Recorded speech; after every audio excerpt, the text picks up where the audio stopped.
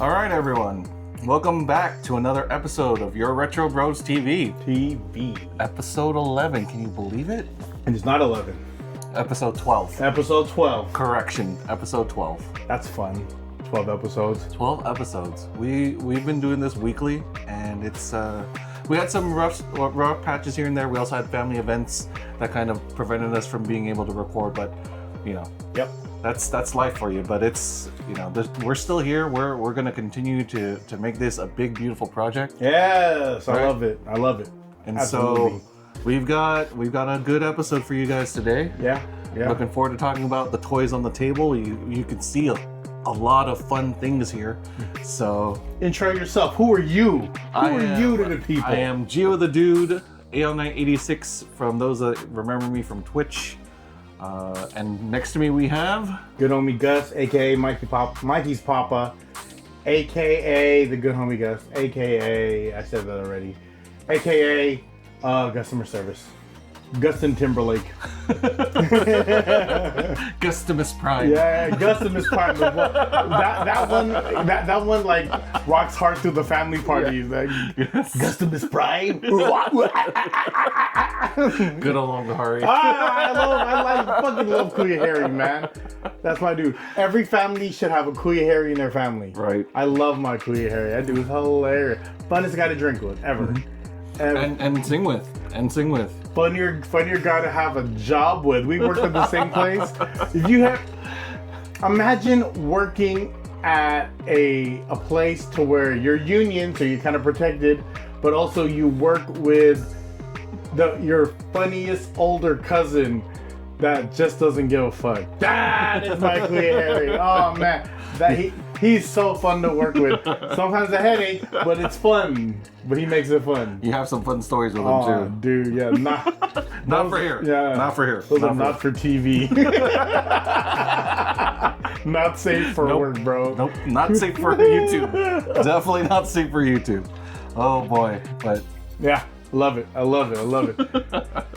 So, it is coming to where this is the time of the year that we typically go and we take my son to Disneyland. And a big part of the Disney experience for my son is all the characters. And it's funny because me and my wife like to introduce Mikey to a lot of cool stuff, a lot of different stuff, and I want you to talk about this particular helmet. so this particular helmet, I remember seeing him get this, and I just felt like so jealous, like my world shattered. Because I thought like I had Do you presents. remember what day it was? It was Christmas. It was Christmas. It was Christmas, and I was well into my. That's over 10 years. So I was mid-30s. Yeah, I was already mid-30s when I got that. So it was like 10 years ago, guys. 10 years ago. And then I remember Michelle handed it to me, had me a box, and I opened it in front of everyone. You were there, your brother, I was there, my Aiden, yep.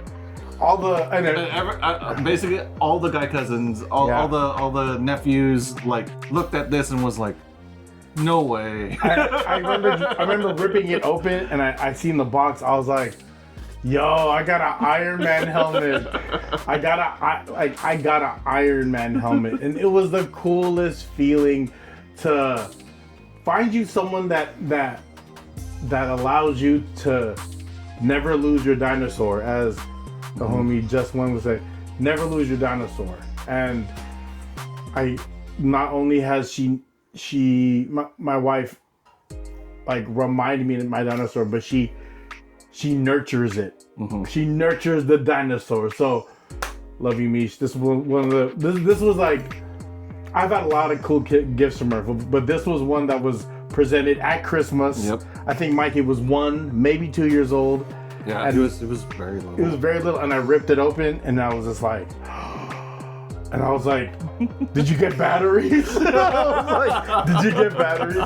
It's because this is not the automatic one. This is the magnetic one where the face comes off and it rests on top. It's still cool nonetheless. Yeah, this at that time, this was that tech, and then Mish got me that. Shout out to Mish. And then shout out to that experience, because I remember all the guy cousins, like, you know, when someone gets that one cool toy when they're young. I had that experience, but in my 30s, with everyone everyone that loved Marvel was like, "Yo, what'd you get? Let me see it. You want to try it on?" I think within all the guy cousins and the nephews, like everyone's jaw equally dropped at the same time. Like, fuck, you got a Marvel helmet? And this is peak Marvel. This is peak Marvel. Yeah. This time. This is peak Marvel. Tell us about our shattered friend here. Okay, so this is a Mjolnir. Our Mew Mew, as Mew. as said in the movies. This one actually, like you said, is the Shattered Mjolnir. This is the one that Jane Foster, who was Mighty Thor in Thor: Love and Thunder, and then eventually this went back to Thor. But this was Mjolnir restored back. Little cracked, but still nonetheless powerful. This was actually a gift from my friend Adam. Shout out to DJ Amen. And he dropped it off, and my father-in-law was here to pick it up, and it was just like I have the Ring camera. He sent it. He gave it to my father-in-law. Rang the doorbell, gave it to my father-in-law. He was like, "Toys for Gus." I was like, dude, I'm in my 40s and I got homies dropping off toys. Toys for Gus. I got that video, and literally, it's him walking towards the ring, and he's doing this to where he's swirling it, and he's about to press the bell because he was trying to get back in the car real quick, and then the door opened, and he hit my father-in-law with the "hello," but he's not Filipino. Hello, like he knew, and I loved it, and it's hilarious, and that shit was rent free. Toys for Gus. Should we make that a reel? Yeah, Toys for Gus. If you got the video, I do have the video. We'll think about it. We'll figure that one out. Yeah, we'll think about it. All right. So that's Mjolnir. That's Mjolnir. So this right here was also a Christmas gift from my wife, and this is the Infinity Gauntlet. Yes. For me, when it comes to bad guys, or the not heroes of the story, Thanos for me was definitely a fave. You know, he was one of my favorite bad guys, and he was when they transferred over to the MCU, it was a good representation. Like that part was played so well, and how they emphasized his height. Like I remember what I was watching, and the preview to the next Marvel movie was just like the silhouette of Thanos when he turns. It was like 5 seconds. I was like, "That's fucking Thanos." And Michelle goes, "Who's Thanos?" And I was like, "That's the bad guy." I forget at the end of what Marvel movie. I believe it's the Avengers. He was teased, right? And the one after Ultron? I think it was Age of Ultron. No, the very first Avengers like movie, where Loki basically calls in the army and everything. The Chitauri. Yeah. Huge battle in New York. Yeah. You know. The Worm. Mm-hmm. The Worm. Yeah. I got this, and it was a Christmas gift, and it was amazing. And my wife, I loved it. I brought it around with me. Like, yeah. Do you want to see my Thanos? Do you want to see my Infinity Gauntlet? And it's one of my favorite pieces. It's one of those that had to come out of the box, and I had to see and had to enjoy real time because it's dope. It's one of my favorite pieces. Again, also part of peak Marvel. Peak Marvel, and from my favorite person. So shout out to Mish again.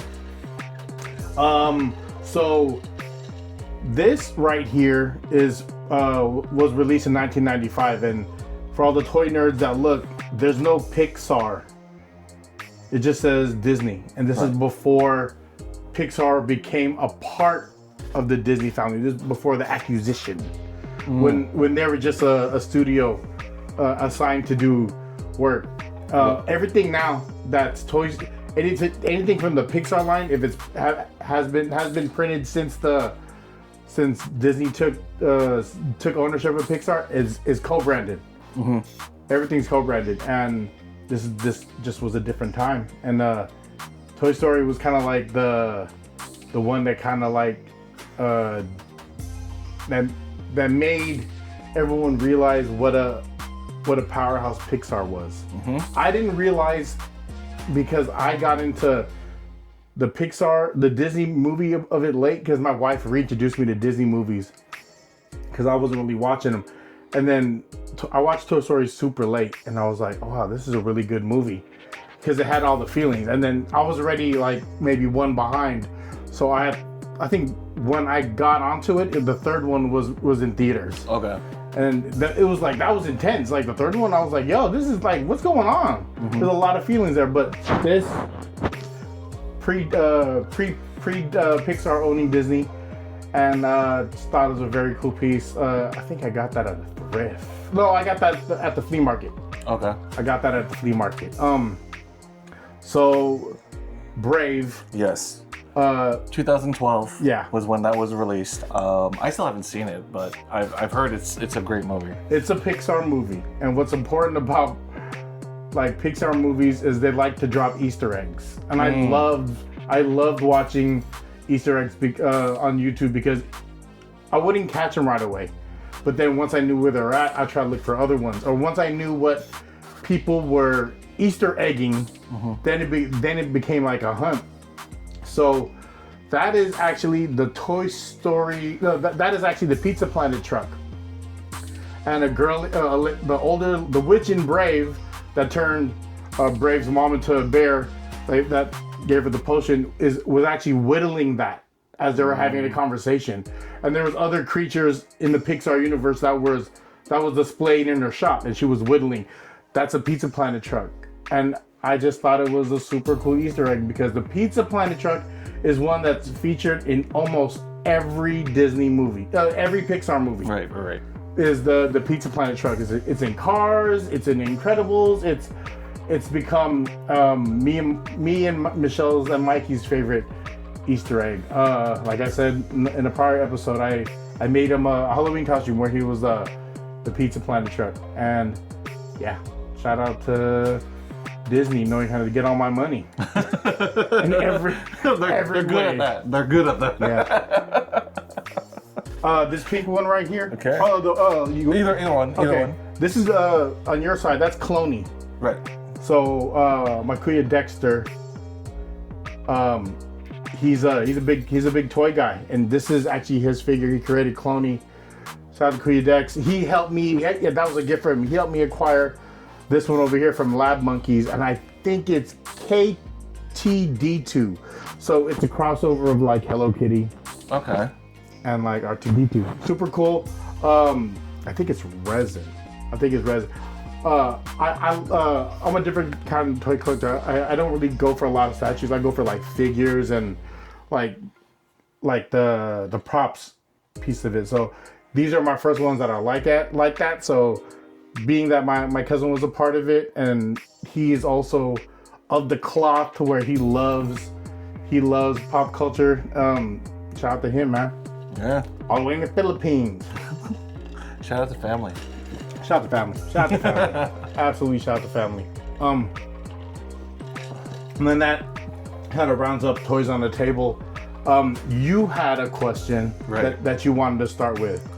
So what is one like video game or movie that kind of like in a time that you were going through a lot of things, like was kind of like help keeping you grounded, you know?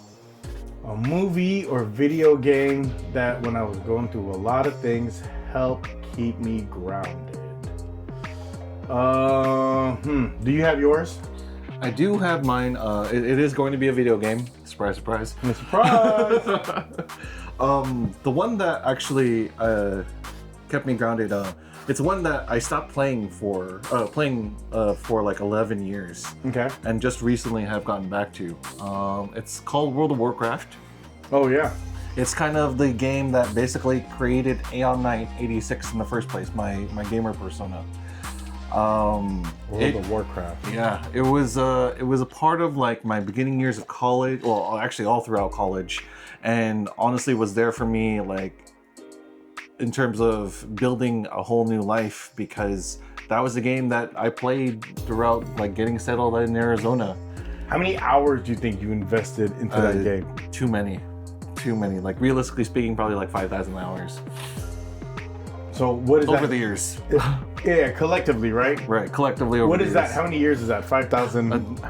That's quite a lot. It's like 365 days a year, 10 years? Wow. No, not 10. 5,000 hours. Yeah, 5,000 hours. That's crazy. Yeah, but it's, yeah. Why World of Warcraft? Like, it was just that, So, very early on, when I started to go into computer games, not console games anymore, the game that I played, the games I played that got me like into the Warcraft universe. Okay. There were like real-time strategy games. So you built an army, gathered resources, built an army, and then you went and attacked your enemy. But there was a whole story to it. It was the Warcraft real-time strategy games that I was playing. And I played all three, the Warcraft 1, 2, Okay. and 3. Okay. World of Warcraft changed the whole game. They took the same characters, they took the same backstory, but instead of it just being you controlling a hero from the main story, you create your own hero. So in a sense, I created Aeon Knight. So that version of me like still exists in the game. It's still, my character is still there after 11 years of not playing it. And when I got in there, I was like flooded with so many memories of like long hours of studying. Taking a World of Warcraft break. Yeah. So it's just like it's been like it was there for a lot of my changes. Like it was there when I was or I was playing it when I was hatching my plan to escape. Hatching your plan to escape and build my new life in Arizona. Wild. That's wild for your mother to hear. Hatching your plan to escape. But they all come back. Oh wow. World of Warcraft. So that is, yeah, that one, that was the time, especially like fun fact. Fun fact. I'm exposing myself here. I had recordings of me just like from if you were just listening to me like outside of the game, Okay. like talking to my friends and we're going through like, you know, different dungeons or raids and Okay. everything.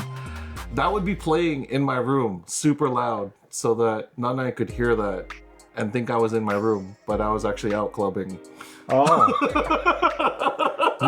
There was one time Isabella almost caught me coming in like at 4 in the morning. No, not 4 in the morning. It was like, oh, it was late. It was like 9:30 in the morning because I overslept at a friend's place after we had a really good night in the club. Oh wow. So she came in checking in because I didn't close the door all the way, so it kind of just reopened itself. And just like I could hear her like coming, so I ducked in the bathroom. But when you looked in my room, like all you see is my computer on, my bed is still made. Damn. And Isabella just like peeked in. I was like, is he here? That's funny. But I was hiding in the bathroom, Yeah. trying to like change my clothes so it looks like I was at home. Damn. Hilarious. So yeah, World of Warcraft. World of Warcraft. Was that one of the first games that had like that headphone thing to where you could you could speak interactively? Yeah, it had its own special, like a special edition headphone. I think it was by SteelSeries.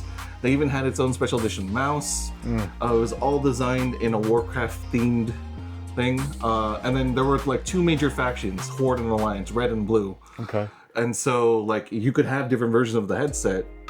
You know, one that was, you know, for the Horde and for the Alliance. So yeah, and I made so many friends through that game. It's crazy. Like friends I got to meet and actually hang out with. Do you remember when I had that party at my house and I had you come over and then you disappeared and I went to the garage and you had your setup. Oh, right. Yeah, I had a real time party at my house. I was like, hey, I'm gonna have some girls there. You know what I mean? There's gonna be drinks. And I nerded out. We're gonna have food. We're gonna hang out. Like, just come kick it. He was like, okay. And I was like, all right. I was just walking through the party. I was like, where is this dude? Then I go downstairs in the garage and I see him. He had a setup and he had his laptop and he's like, oh, I have a raid. And I was like, what the fuck's a raid? World of Warcraft, right? Yeah, I have a raid. And I was like, damn. I was like, you should be I forgot about No, I never forgot. I forgot about that. Hell no. I see you and I think of, he's raiding right now. I was like, yeah, go raid some girls upstairs. Go raid the kitchen. Like, go raid the drink. He was like, nah. He was like, I'm gonna raid. And I was like, all right, man, you okay? He's like, yeah. I was like, all right.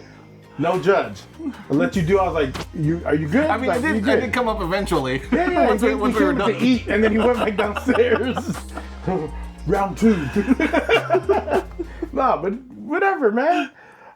He was, and one thing about me and with my family, just be yourself with me. I don't care, dude. Like, look at me. I have hella toys. I be nerding out, but my nerd out's different, right? Right. My nerd out's different, and video games is such an important part of like the culture now. Yeah, it is. Right, like the whole video game, like everything about like video games is so important. Especially like because of the pandemic, because we were all locked down. Yeah. Like the Nintendo Switch had the highest sales, remember? Yeah. It gave people something to do. Yeah. Yeah. Just touching on pandemic real quick.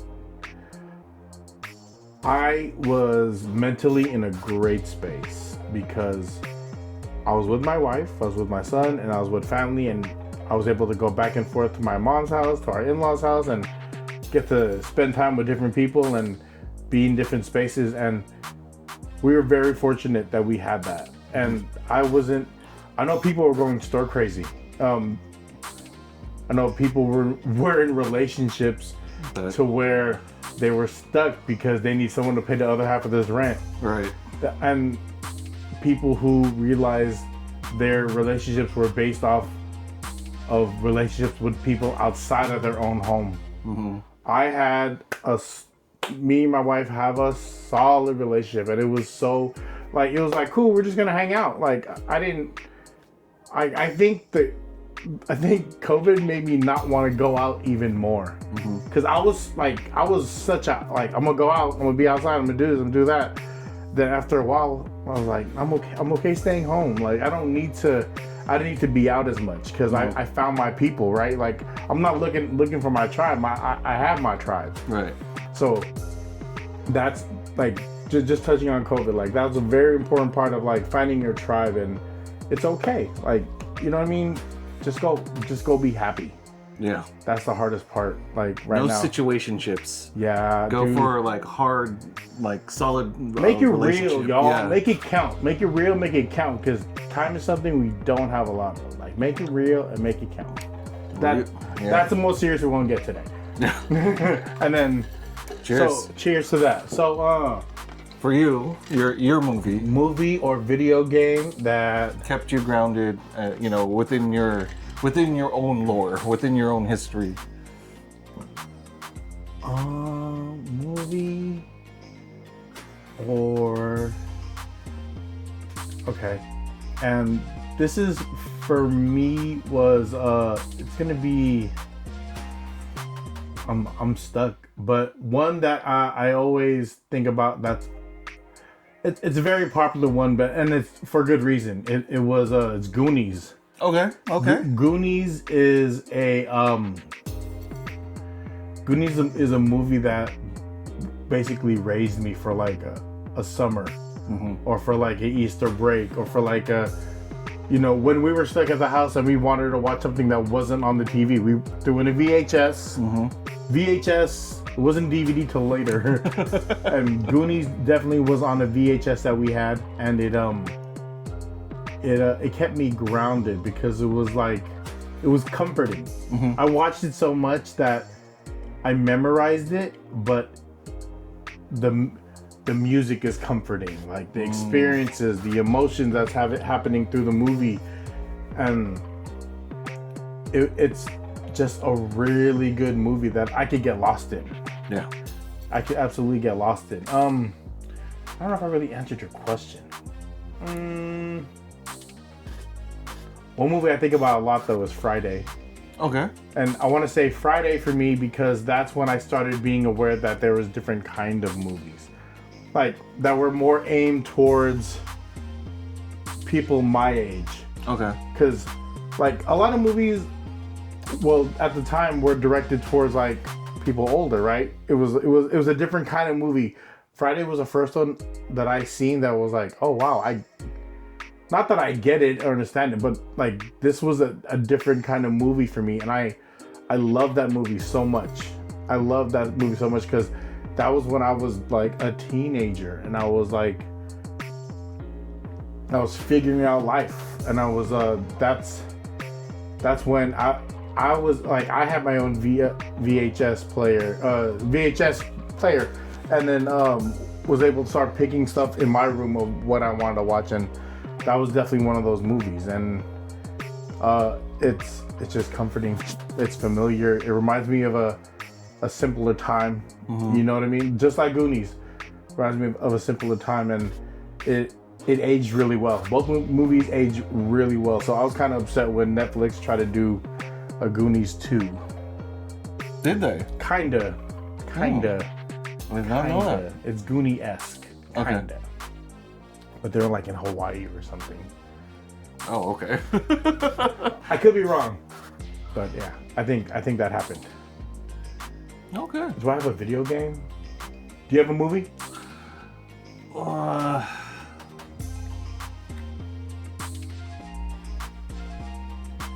For me, I'd have to say it's Transformers. Mark Wahlberg and Shia LaBeouf. Shia LaBeouf, yeah.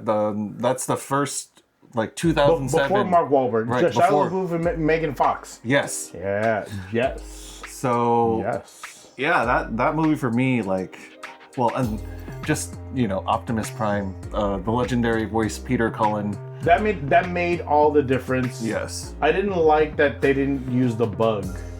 Bumblebee? Yeah. You know why though, right? No. VW wanted too much. Oh. VW wanted their logo on the steering wheel, but that was like that aha moment of where you wrote, true to the cartoon that the logo for the Autobots is on the steering wheel. Yes. Even though they did not use the Beetle. Yeah.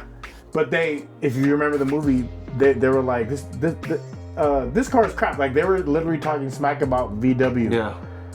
But for me, because I grew up with the cartoon, that was the only thing that kind of like, but yeah, it threw me off too because I was just like, yeah, he's supposed to be a Beetle. Great movie. It was a great movie. Great movie. Like technology. Yeah. Yeah. I could have done without Optimus Prime having a mouth. Okay. Yeah. I could see that. Just have the shield guard or the face guard on there the entire time. And it wasn't the same kind of truck that the Optimus I'm used to. I think the Optimus is flat. I think it's called the Peterbilt. I don't know. Or that's the brand. Oh, right. It's not the one with kind of like an angular nose. Yeah. Yeah, that's when it was different. But I was like, the movie was so good. Like you took those in. Yeah. And you just let it go. You're like, as a fan, you let it go because it was still a solid movie.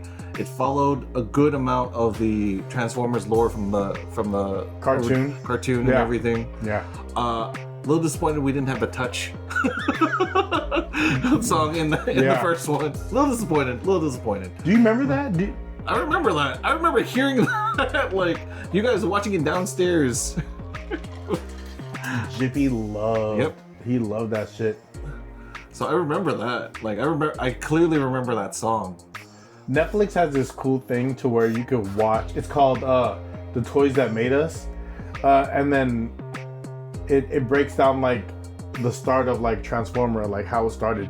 How it's like in Asia, it's a whole nother cartoon. But when they brought the figures over, they made it. Hey, these guys are bad guys. These are good guys. Right. So Netflix has a great series, The Toys That Made Us, and it breaks down like how stuff started down, like Ninja Turtles, wrestling, fucking G.I. Joe, Power Rangers, all that. And it was it's eye-opening because a lot of stuff was made just to sell before there was even like a product. Like He-Man is like that. Yeah. Before like they already had the product, they just had to make a cartoon so that they could sell the product. Remember the 80s movie? He-Man? Masters of the Universe? That was terrible. that was 90s though, right? Was that 90s? That was 90s with it Dolph Lundgren? Yes. Yeah, that movie's terrible, bro. I watched it, not in the theater. There wasn't an Orko. He was like that space age He-Man. Yeah. Yeah, that was ass. I didn't like that He-Man. My He-Man was a loincloth. It's just barely. It's one of those really like B movies that failed so bad, but it's become like Cult meme lore. legend. Yeah. Cool. I love it. No, him with that hair and everything. Like, I mean, he got at least like the fate. Like he could fit a He-Man role. Yeah. It's just it definitely was not He-Man. No, it was not. So it was different. It was definitely different. It was okay. It wasn't as accurate as it could have been. You know, your brother was at a comic convention, and then I think he took a picture, and he was by all these swords, and I was like, "Hey, find me a He-Man sword," and he found one. He took a picture of me. He took a picture holding it. I go, "How much is it?" He goes, "It's 60." I was like, I have to see it. Like, I can't just go blind. Like, all right, spend $60. $60 you know on on something I haven't seen. Like Mikhail had to get it on like a video call so you can actually like get a good impression of it. Then I had to do this to be like, is it me? Right. And like, no, it's not. Do I have the power? Yeah. No. This is the wrong one. This is the wrong one. So, kind of disappointed there. You know what I mean? Yeah. Like, he doesn't have it, so I know he doesn't have it. It had to be me to do it. Right. Send Cringer out there to do He-Man work. Man at arms. Yeah. I didn't know. Yeah. I remember it was a long text. He's like, it's nice. I go, is it nice? He goes, it's nice. And I was like, that doesn't tell me shit. He took a picture of it, and I was like, you need a better quality camera, sir. He does have the best cell phone. I can Now he does, right? Better. It's better. It's definitely better. Hey, we're bare minimum kind of people, man. Yeah. We're bare minimum kind of people. Yeah, but that He-Man was terrible. I apologize. This has a cup of ice in here, and it's just changing. It isn't too bad, actually. I'm pretty sure. Like, Yeah. And so, He-Man. That's not in my bingo card as far as movies that help raise me. No. If anything, you were probably the most critical of that movie, right? It just wasn't my He-Man. Right. Don't call it He-Man if it's not my He-Man. You know what I mean? It's like when you go to places that say they serve like adobo and you eat it, you're like, that's not adobo, dude. That's not adobo. Very true, because like, especially growing up with Mom and Daddy's cooking, it's really like any other place I go to, I'm like, it's good. They're like, but what's wrong with it? It's not my grandma's. Yeah. That's really all my response. When I go to a Filipino restaurant, I try not to order stuff I can make at home. That makes sense. You know what I mean? Like, all right, give me crispy pata, because I'm not gonna have a pig's foot laying around and hella oil. You know what I mean? That's wasteful. You can use all that oil for one meal? That's so wasteful, dog. Yeah. Yeah. I'll go to a restaurant and have them waste their oil. Yeah. To get it cheaper, right? Exactly. I don't have to do the work. That's a lot of work too. All right. I think I had a question. All right. Okay. You're stuck in the 90s. What things, a TV show, game, and outfit are you surviving with? You're stuck in the 90s. What 3 things, TV show, game, and outfit are you surviving with? Okay. Yeah, you got yours? Yeah. I'm just going by the first thing I thought of. So, Okay. in the 90s, I'm gonna survive on Saved by the Bell. Good show. I'm Good absolutely gonna survive on Saved by the Bell. I didn't find out till I was much older that Zach Morris is Southeast Asian. Oh, Shout out I did to- not know that too. His Shout mom, out. his mom, Damn. I heard is. Let me drink with you. His mom is Filipino by birth, but was born a Filipino. Like her parents are from the Philippines. This is what I heard. So if I'm wrong, put me in the comments. And then but she was born in like Indonesia. Okay. So she's Filipino Indonesian, and I think he's half. So for Saved by the Bell, they actually had to dye his hair blonde. Oh, so he's not a natural blonde. Okay. What was Saved by the Bell originally supposed to be called in the first season? I don't know. It was called like something Miss Bliss, because Miss Bliss in the first season was when they were like in grammar school. Okay. Do you remember that? No, the one I remember is like either middle school or high school. It was high school. Yeah. So the one I'm talking about was when they were in middle school. There wasn't an AC Slater. There was a guy named Mikey that had the same features, curly hair, darker features, like AC Slater. Lisa was there. Screech was there. I don't think Kelly was there. Yeah, but Mr. Belding was there. And Miss Bliss was like the teacher, was like the main, that was like the main character teacher that all the parents got. The Mr. Feeney, if you will. The Mr. Feeney, if you will. That was like that premise. Feeney. Feeney. Boy Meets World's awesome. But yeah, so it would be Saved by the Bell. Okay. Video game? Game during I guess, yeah. Video game. Like, game during the 90s. Video game is always going to be, especially in the 90s, Street Fighter 2. It's always going to be that. It's always going to be, that is for, like, that's a game that I love. Like, I love that game. I go back and forth for buying a cabinet. I just don't have the space for it. Like, I want one. Yeah. I really want one, but it doesn't make sense space-wise. Like, you can do a lot more with less. True. Right? True. It's just a cool factor that it's there. Yeah. You can do a lot more with less. Because they're so huge. Yeah. An outfit, what I'm still wearing now that I'm wearing then is Nike. It's right. It's gonna be Nike. Nike survived the times, and it evolved, and even all the classic stuff is coming back out. A lot of my favorite Nikes came from the 90s, but I have, because I'm older now, the technology I like are on newer shoes. But my favorite Nikes, like Silhouette, like the Cortez, like Jordan 11s, like what else? Like cross trainers that came out, like the Bo Jacksons, all that stuff. Those like the Reggie Millers, the Arab Temples, all the 90s stuff was something like reminds me of me like becoming like a teenager and finding my style, finding my identity of what I liked. And that's all transfers over now, because I can still watch Saved by the Bell. Leave it on. I'm not gonna tell you to change the channel. You know, if I walk into someone's house, I was like, oh shit, Saved by the Bell. Like I'm gonna point out that you're watching that, because I love Saved by the Bell. And then I'm gonna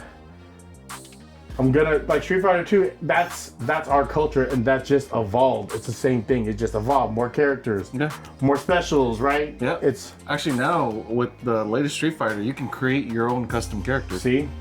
And it's dope. Like I love it. Street Fighter is my shit. Only thing that outwon me was when it was Street Fighter versus Capcom. Okay, yeah. Oh no, it was X-Men versus Capcom. Yeah, X-Men versus Capcom. Yeah, you have a wider range, and you can pick your X-Men characters or your Marvel characters. Right. Capcom versus Marvel. Yeah, that too. I love that one. And then outfit, like I said, Nike. Anything I wear now, I can wear. Jordan, Nike. The only thing they didn't have was Crocs, but I love Crocs. Yeah. He's converted me to like Crocs. I at one point I would not let them touch my feet, but now I'm just like, these are actually very comfortable. Amazing. Like, Comfort over cool. Yeah. Comfort over cool, man. We're at that age. We're at that age. So for you, TV show, game, outfit. TV show. Is it gonna be some kind of anime? No. Not gonna be a Pokemon? No, because it's gonna be Power Rangers. It is Power Rangers. Power Rangers was very 90s. Yeah, that was the boom. Yep. Video game though. For me, for the 90s. Final Fantasy. No, Tetris on the Game Boy. Oh yeah. Because that's how that was one other console type that me and my dad bonded over. Yeah. Tetris. We would take turns playing around, until one of us lost, and then we would pass it over. And when my dad was on shore leave, because he was serving in the military, Marines back then, that was kind of like one of the memory flashes I have of growing up. So Game Boy was a very popular thing in our family. Mm-hmm. I brought mine along all the time. My dad always had it. Right. And that's why people like playing on their phones now, because it's kind of the same thing. It's a transition. Like the Mario Brothers sucked on on the Game Boy. It wasn't because it wasn't Super Mario Brothers. It was a different version. Right. Tetris was the first one that was a thinking game, and it was like quick on your feet and just get your lines up. The only other game that was really popular. I don't even remember. You remember when you could link? There was a cord that you plugged into each Game Boy, and you'd be like, me versus you type shit. Yes, I remember that. Did you bring your cord? We can link. Or we had a battery pack at one point, just because we were playing it so much. Yeah, no battery. You just plug it in and charge your battery. Yeah, that was like kind of when they brought that in, that kind of that era where it's technology. Where rechargeable batteries was the newest craze, right? There was rechargeable batteries, but I had an actual pack. It was a Game Boy. It was, if I still have it, it'd be crazy. So it was mine was Nintendo licensed battery pack. So I would just not even use batteries. I was plugged that in. So there was this long cord with this battery chilling in front of me. Oh, okay. Yeah. It was way different. It was like the first one. I think my dad bought it because he was so into it. I'm pretty sure that was heavy, wasn't it? Heavy as fuck. There was no belt clip. You had to put that shit in your pocket. Yeah. What other games came out on Nintendo that was on Game Boy? This is before it got color because that when the color one that was like that was a Pokemon era of Game Boy, right? Right. Yeah. The Teenage Mutant Ninja Turtles one. That's the one that you had. I had that one. I was terrible at these games. I'm not a good video gamer. I like to try and be like, this is ass. Then I'll watch him play for like 3 hours. Like, hey, you're really good. How did you know to do that? Oh man. Do you subscribe to Game Power or is it Nintendo Power magazine?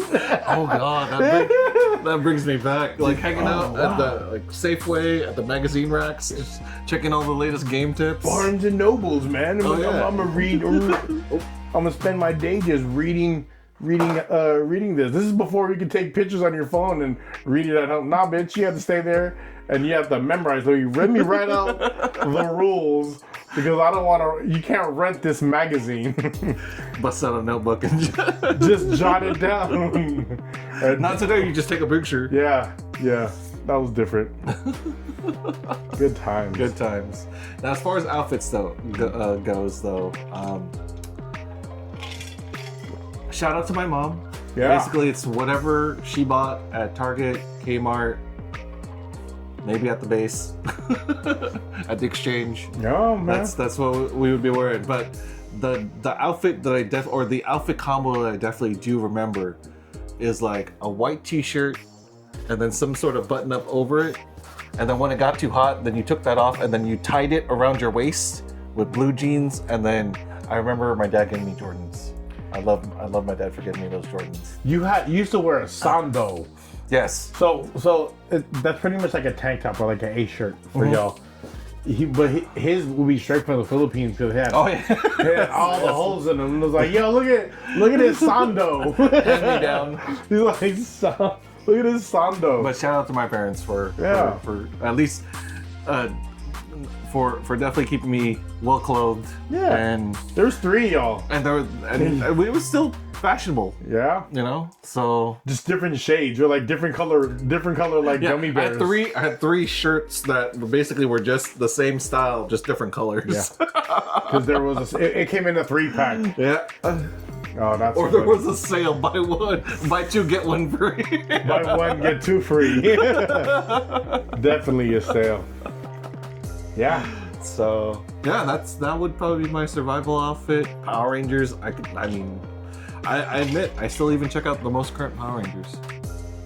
So yeah, I remember seeing them on at a local convention, and I was almost too cool, but I was kind of like, yo, that's them. Like it was Jason, it was Billy, and it was Zach. Okay.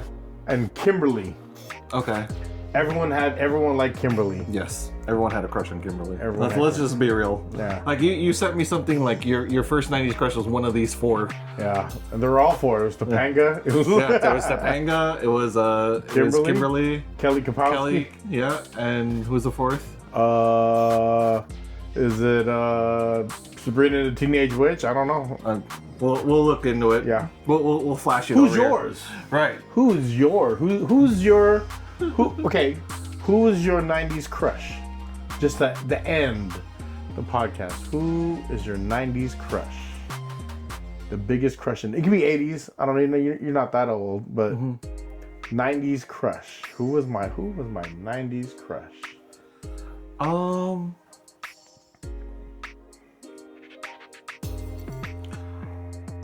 It's a tie between, because I admit I wasn't very into Topanga, but do you remember the Wonder Years? Yeah, Winnie Cooper. Is that her? Yeah. Yeah, she would be her. It was a tie between her and Kimberly. Okay, there was a show called Step by Step on. I remember that. So I remember that. I always thought Al was cute. Okay. The girl Al, like I always thought she was really cute, and then she actually blossomed to a very pretty young lady. But I have 2. I think I'm tied. Well, I have one. It would be Claudette Ortiz from City High. That was like my 90s crush. Yeah, Claudette Ortiz, City High. Okay. And on that wraps up episode 12 of Your Retro Bros TV. Thank you for tuning in, y'all. Cheers. See you on the next one. Love.